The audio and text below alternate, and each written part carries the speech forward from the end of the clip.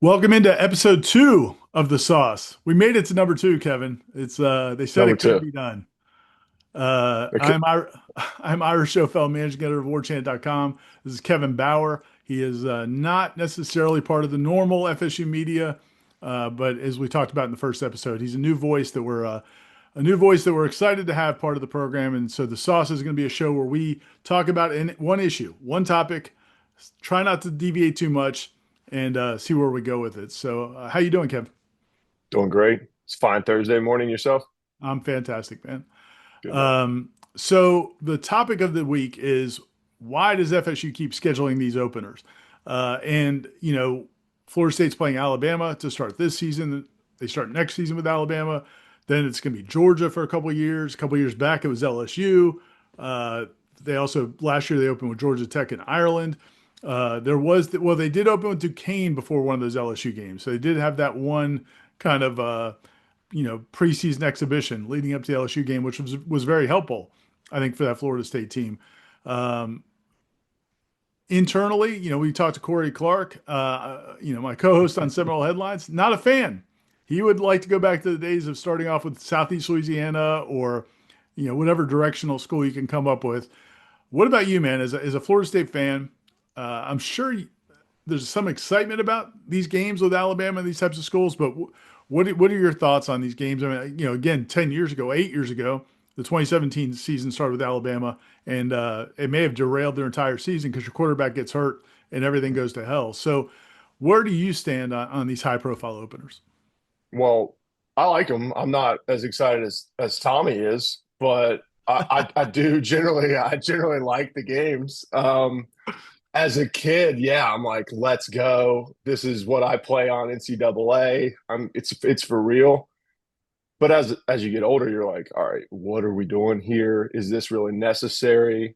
How does it benefit us? You look at it a little more analytically, but I don't know if everyone has that same viewpoint. It's just I've always wondered in the last 5, 10 years when we play these matchups, how is it helping us Right. to succeed as a program?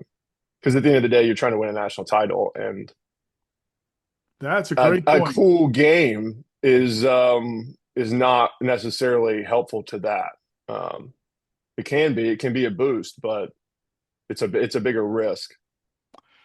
Yeah, man, you're definitely nailing the viewpoint of a lot of people in football offices.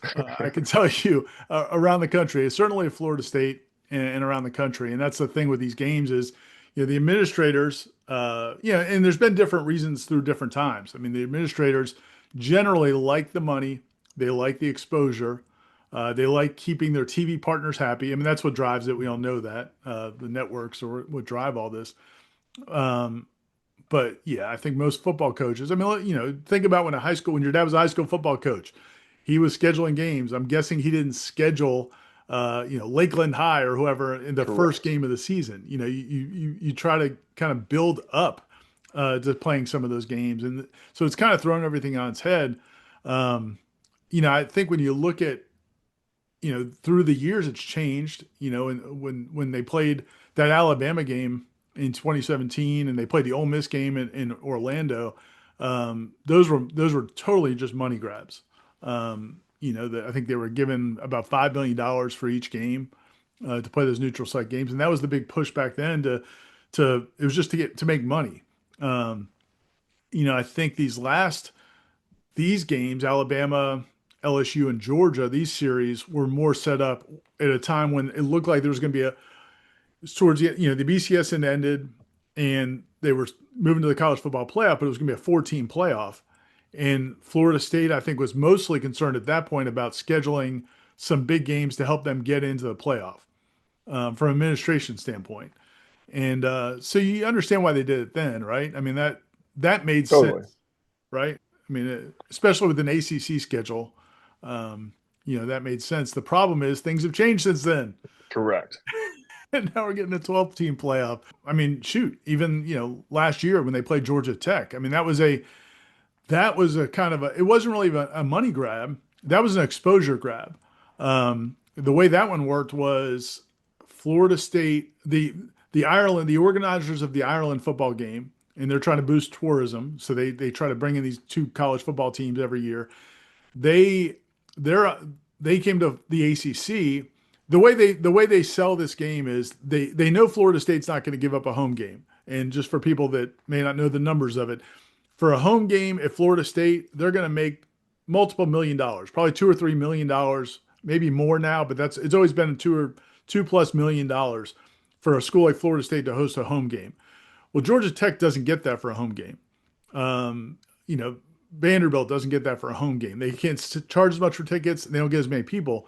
So they go to a school like that. They'll go to a school like Georgia Tech and say, "Hey, will you give up a home game if we give you a couple $1 million? It's more than you would have made." And then they'll go to the school like Florida State and say, "Hey, would you play this game against that school with the help of the ACC? Because and where you're not going to make any money off it. It's not really going to be a moneymaker for you, but we'll pay all your expenses. Your school will get this opportunity to play in week 0. They'll get to play in Ireland. They'll get that experience, but it's not a money grab at all, unlike those neutral site games used to be. But it is exposure. So Florida State jumped on that opportunity because they wanted the exposure. And I think, the administration thought it was going to be good for the program. Well, then you go and look terrible and you lose and you don't even make any money for it. Knowing that they weren't making money, I wonder how. I think a lot of FSU fans thought they were making money off that game. If you didn't know you were making money off it, what were your thoughts on that? Even if you didn't know that they lost, what do you think about those games?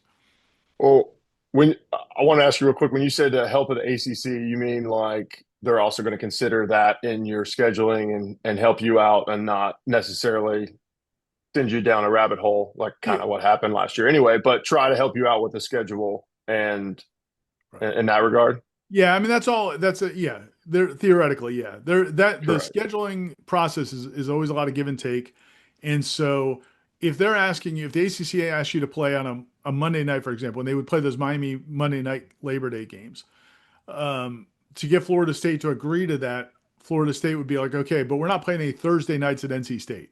Correct. So there's always kind of a give and take. So when Florida State agreed to the Georgia Tech, their contingency kind of the push what they got back really helped them out. It was getting Boston College on Monday night. Mm, And they didn't want to come back and play on 5 or 6 days rest like Georgia Tech did. Georgia Tech came back and played that weekend against a smaller school.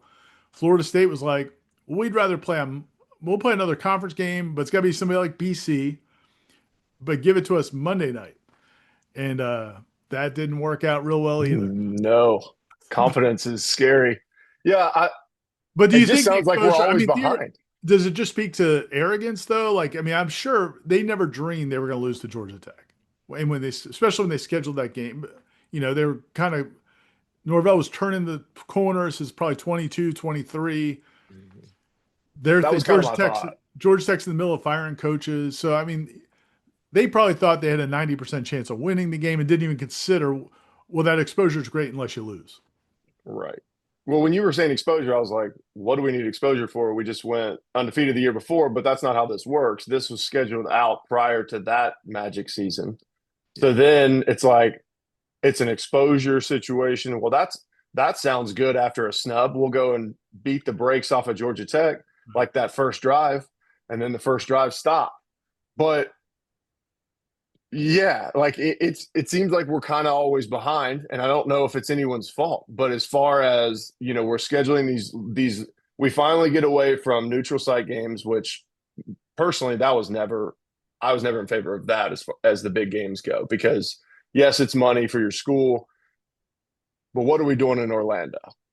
We'll move on from that. Then you got your home and homes that we've moved to that are going to benefit you in the ACC in a 14 playoff, because you're going to need a big game once in a while, because if Clemson's down and Miami wasn't what they did we don't There's see no that guarantee. writing on the wall Yeah, there's no guarantee that on Florida.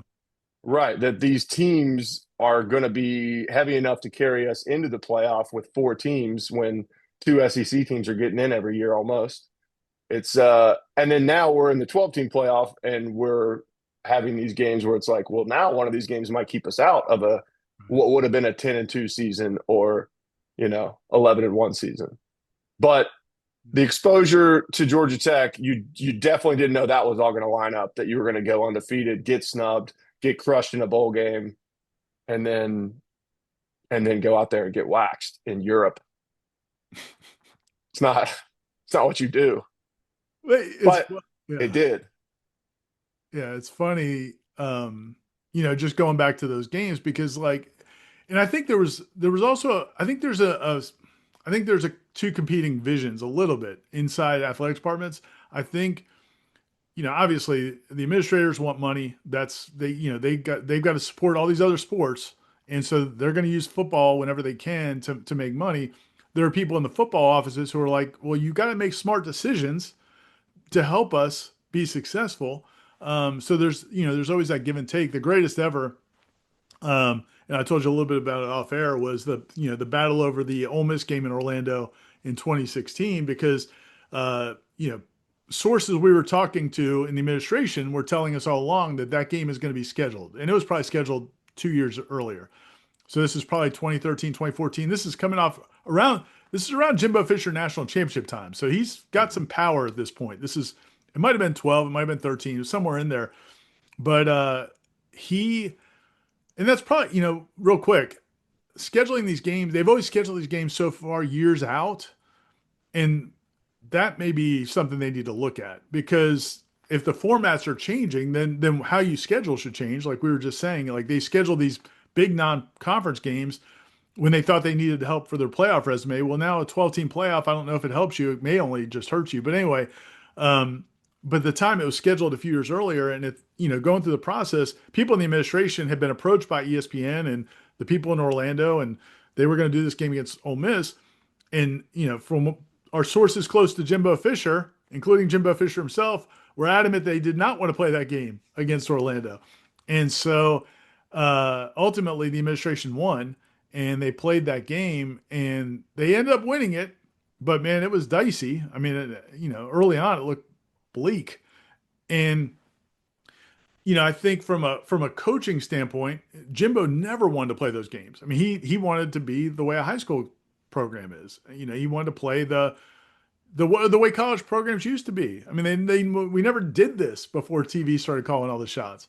Um, I don't know what the solution to that is because I mean, the money's real, that's a factor, but it's also not conducive to the team. And I think about this team in particular.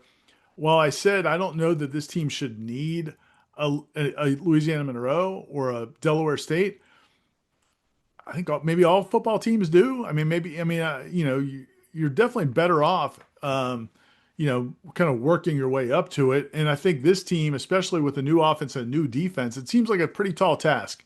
You got putting in a new offense, new defense, a bunch of new players. Um, and, Alabama's, thankfully for Florida State, Alabama's in year two under Kalen DeBoer. So maybe you're getting them at the right time too, but it's definitely daunting. Correct. I want to ask you for the because you're gonna have more insight on this than me for home and homes and the neutral site game. Are we at a time where we're at least for the foreseeable future, everyone's gonna be playing these home and homes? And if so, why did that switch? Yeah, man, that's a great question. So the whole neutral site thing basically was started by Alabama. They started doing it because they thought it was a great way to make a bunch of money without uh, having to play a home and home with somebody. They didn't want to play another home and home. And so, in the way a home and home, the way the money works, if you play a home and home like Florida State's playing Alabama this game, Alabama's not going to make any money off this game in 2025. Florida State's going to make all the money. They get to keep the gate. They get to make all the concessions, the parking. It's all their money. Will get their expenses basically covered. That's how the contract will work. Next year, Alabama will make all the money, and Florida State won't make any money. And so the reason Alabama did it was like, all right, we've got our normal 6 home games or 7 home games, and then if we do, instead of buying out a directional school, paying them $1 million or sometimes a $1.5 million to come to play at our home stadium, yeah, we're going to make maybe a few $1 million for having a home game, but we have to give away 1 million or 1.5 million in a guarantee to that small school to have the game. If we go play a neutral site game, we don't have any of the expenses of running our own stadium, and we don't have to pay that school to come play, and they're going to give us 5 million bucks or more, 6 million bucks sometimes to go to Ole Miss or even to go to Orlando or go to Atlanta or go to wherever to play this neutral site game. So Nick Saban and their administration figured that out and it made a lot of sense. Uh, Florida State tried to jump into that. The Chick-fil-A Bowl, they kind of really were pushing this. Florida State jumped into it, so they scheduled a bunch of those neutral site games, and it made sense at the time. But then what Florida State realized is Alabama's going to sell their season tickets no matter what. It doesn't matter that they play their high-profile game in Atlanta or New Orleans or wherever. Their season, they've been at a waiting list for their season tickets forever. Florida State has to have a decent schedule to sell their season tickets. So the pushback from the fan base to, hey, if it's cool that we're playing Ole Miss or it's cool that we're playing Alabama, but it would be really cool if we did it in Tallahassee and help these local businesses. And it was, we'd have to drive to a different place. Like, we'd rather have it in Doe Campbell. And then you could sell it as part of your season ticket package and it would help carry your whole package. So that's kind of why they switched. Like I think if you're in Alabama, maybe your neutral site games are still appealing because you don't need those big games to help your home schedule. But Florida State, the challenge for Florida State's always been that off year when they don't have Florida and Clemson here. The year that Florida and Clemson are in Tallahassee, season tickets are no problem usually. But a year like this one, when Miami's coming, but you really don't have any other big games, it's hard to sell season tickets. So if you have an Alabama, not only did it help for the playoffs, but it also helps with your season tickets. So I think the neutral site games, I think they've lost their steam because of that for a lot of schools. Um, but I don't know that they're not going away. Like clearly, Florida State went to Ireland last year, and again, like it's interesting to me. The Ireland game is so interesting to me because you're if you're not making any money off it, and I celebrated it, man, because I got to go to Ireland, and Hmm. I thought, it was a cool. If you win, it's fine. But I mean, I did talk to people in the program last summer who were like inside the football offices, who were like, man, this isn't ideal. We're replacing our quarterback. We've got all these changes, and Georgia Tech's got an old team. Uh, they're bringing back everybody. They were playing well late last season.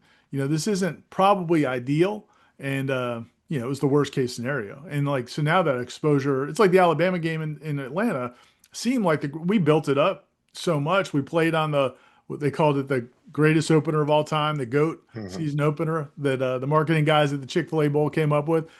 And yeah, man, it seemed like such a great idea. And for a little while in that game, it would seem like a good idea. Then you lose your quarterback and lose the game, and it's like, why did we just do that? Hmm. So yeah, I don't know, man. The It's winning, yeah, yeah, winning fixes all.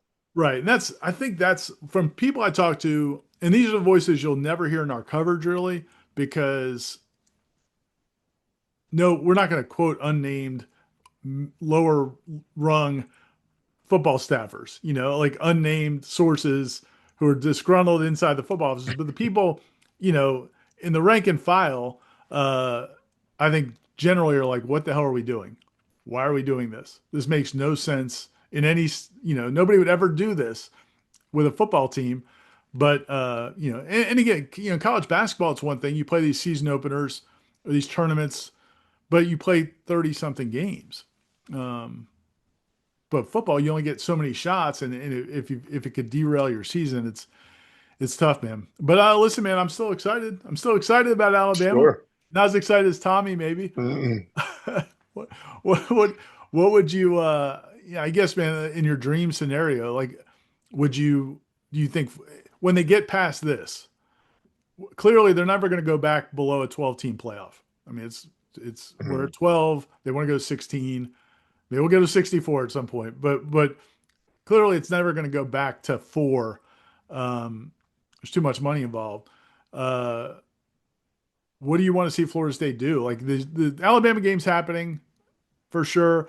Georgia games are probably happening. I'm guessing unless they go to a 9 game schedule and have to tear it up in the SEC. Um, what do you want them to do? Keep it as is. Give me the home and homes. I think we're at a point where it's 12 and 12 team playoff. Right. Yes, you could maybe eke yourself out by playing this game because now you've lost a third game later in the season, but also take care of business. Because if you want to win a national title, like don't lose 3 games.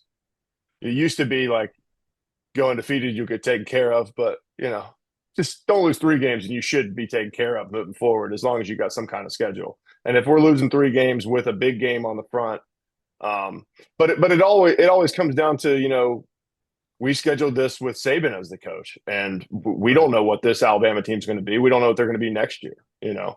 Um, Yeah. it's always a wait and see. But I just am glad that we're away from the neutral sites. I Did It you was go to any of awesome. them? Did you go to Yeah, it any of was. them? I went to the LSU game where Keon just had a No. fun time. That it was so bad. I went with my friend and I got in trouble. And this is a little background to me. That's where I got told for the first time, "Hey man, love you, but maybe don't go full Kevin all the time." It is Was that game? from Yeah. one of your friends. One of my good friends. Yeah, and I take that to this day and say he's right. Maybe not all the time, but yeah, I was just gallivanting around that stadium, just high fiving people in LSU shirts. I was just having a good time. So yeah, that was a sick neutral site game, but it's all about winning. And at the end of the day, like I want Those were games. the new. Those games were fun though, man. They're It- fun. They're the- fun to go to, but they're but New Orleans. Well, the whole trip now because like when they went to New Orleans the year before that, it was awesome. We went there yeah, 3 days early or something, and just enjoyed. It almost felt like a bowl game. And FSU fans were so hungry for an experience like that because you're coming off of Willie in the first couple of years of Norvell, and you finally start getting some excitement. Kind of going into 22. I think people were nervous about LSU, but it wasn't like LSU looked great coming into that year. So there right. was some hope, and it was a chance to go to New Orleans and hang out. So that's the only. I mean, from a fan experience part, it's like I got there's some. competing I got interests some. here. There's the administration with the money. Exactly. There's the fans with the experience, and then you have the football staff who will get fired if they lose games. So Right. Like as much as I'm having a blast in Orlando, right, none of that blast happens if those balls aren't caught right, and LSU doesn't know how to close their elbows and catch punts. If we don't win the game, that experience is brutal. So like I hear you, but you have to win the games. But that's not dictated on how you schedule this out, right? So my ideal as a fan, get this team figured out and then schedule whoever. Because at the end of the day, you have a lot of grace in college football now with the 12 team playoff. And if we're wanting to compete at the level Florida State wants to compete, it's about the wins at the end of the day. The schedule's never been something where I'm like, what are we doing with the schedule? right. Because at the end of the day, you're trying to compete for a national title. You should not be scared of your schedule. Certainly Especially, and it's last year, also yeah, and it's also Florida State. It's like the ethos of Florida yes, State football, right? With Coach Bowden, I mean, correct. it's like your dad. Your dad is probably not in the camp of, oh man, why are we scheduling these SEC teams? In no way. Yeah, He does not. I mean, he likes when we win afterwards, but right. for the 2 years before, he's like, "What are we doing against? Why are we doing Alabama?" I've heard that ever since that got announced Right. from the goat game that was never, and then these two right here. He's saying, "Why are we doing this?" Now he's backed off now And that well, because but that's probably Saban's also not there. well. There's two different things. One is doing it as an opener Mm-hmm. versus Certainly. doing it in general. But yeah, man, like I think when you talk to old time Florida State fans, man, they just remember Oktoberfest. And, man, we would go to Michigan, you go to Nebraska, you go wherever because people would not come to Tallahassee to play Mm-hmm. this little upstart football program. So there's a part of the fan base that loves the idea of anywhere, anytime. Um, it's probably not great for the football staff, but real quick, and I think the other part of it, the scheduling part, which I touched on briefly earlier, I don't know if there's a solution. Like, and I hate being the this is bad, it should be fixed guy without having a Hmm. solution. Like Worst, but it's I understand. Yeah. so I don't want to be that guy, but I do feel like they have to figure out a way to not schedule 5, 7 years ahead of time because this think about the changes right now.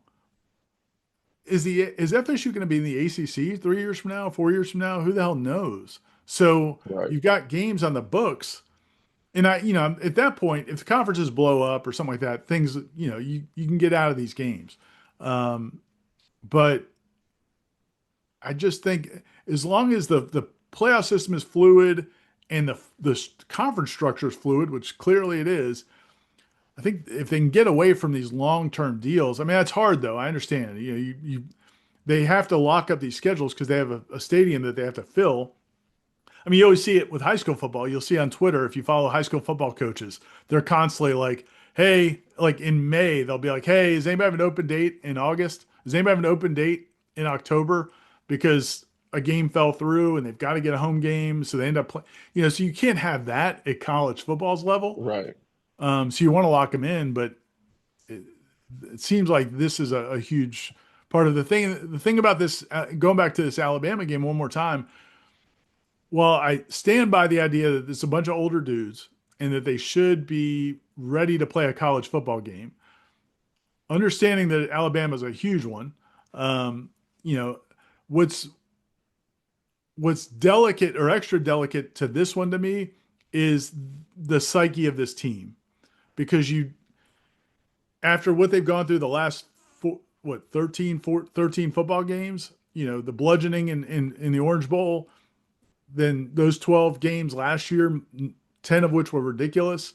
Um, if you don't play well in this opener, you're going to get back on track with, you know, East Texas A&M and M and Kent State. You're going to be at least 2-1, but how does that affect you, not just physically from playing in Alabama, but also mentally and emotionally. So I think that's the other part of this game that concerns you, I think. Um, Yeah. My standpoint is if we go out and look above competent against Alabama and we stay in the game for most of it, I think it's all theory, right? But I think with what you're saying about this team and about the age and the maturity that seems to be on this team, this shouldn't derail a season if you look competent. Where I think last year's team, a loss is a loss is a loss is a loss. It doesn't matter because of what had happened. I think there's enough time and enough people off of that team from the 2023 team yeah, that aren't still uh, feeling that feeling. I think this year is about showing competence up against Alabama, and I don't. I mean, my opinion on Alabama is lower than I think most, but that doesn't put a win in the column for me just yet. I just think it's a matter of do we go out there and play real football? Do we move the ball? Do we make a stop or two? And then you can lose the game and still have confidence going into those next 11 games. yeah, yeah.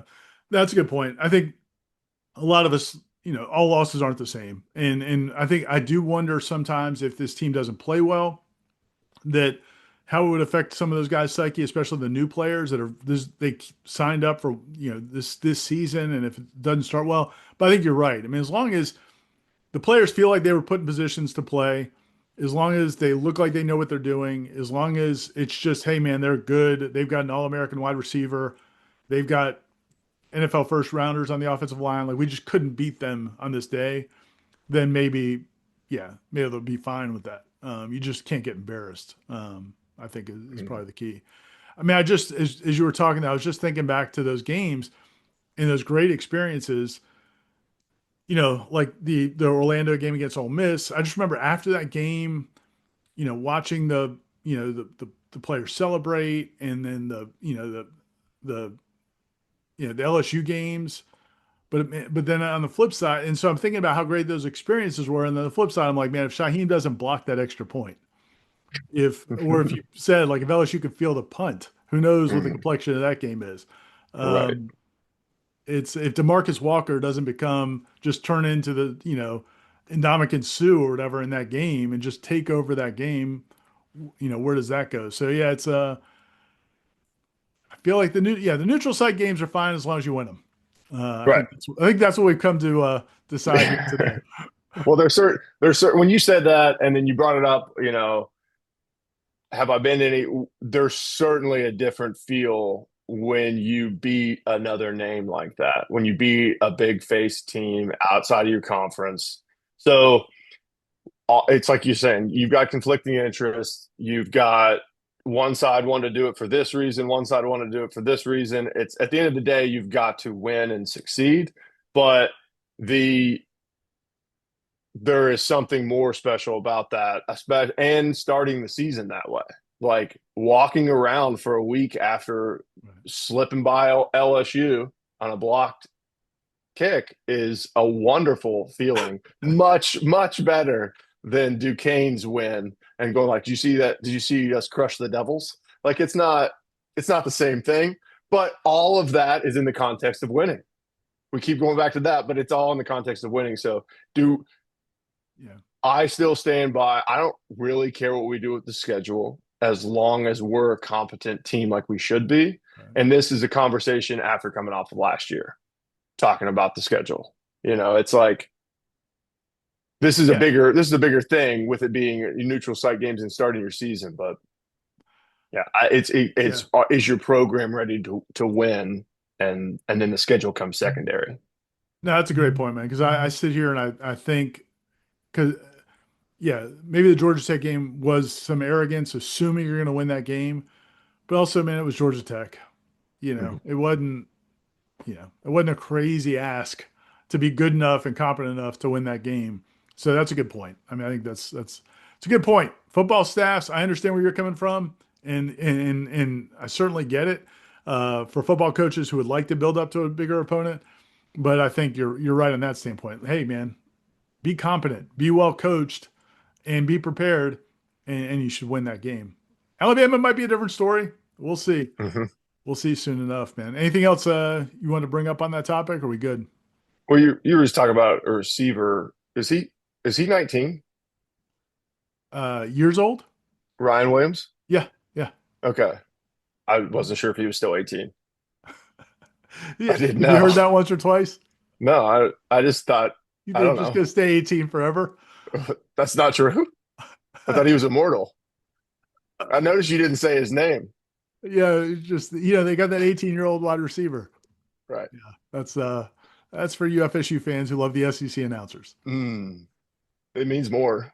It does, it Why? does. All right, man. Well, listen, man, I appreciate it. Episode 2 in the books. And hopefully people hey, listen, if you're enjoying this, if you like this, if you like Kevin, you're not going to get to vote him off the island. You don't have a choice here necessarily, a Hmm. direct vote. We're keeping Kevin around. But if you like the sauce, please let us know in the comments. Give a thumbs up. Send me an email at ira@warchant.com. Send Kevin an email. Well, I'm not going to give his email address. But Don't do that. yeah, let us know if you like the show. And we're going to keep doing it for a little while and see how it goes. And I think we're going to be doing it for a long time. But I think we're still in the pilot phase. We haven't been, the contract hasn't been picked up yet, Kevin. But I Hmm. feel like we're heading in that direction. My signature doesn't go on easy. That sounds good. All right, man. We'll talk to you next time. See ya. See you.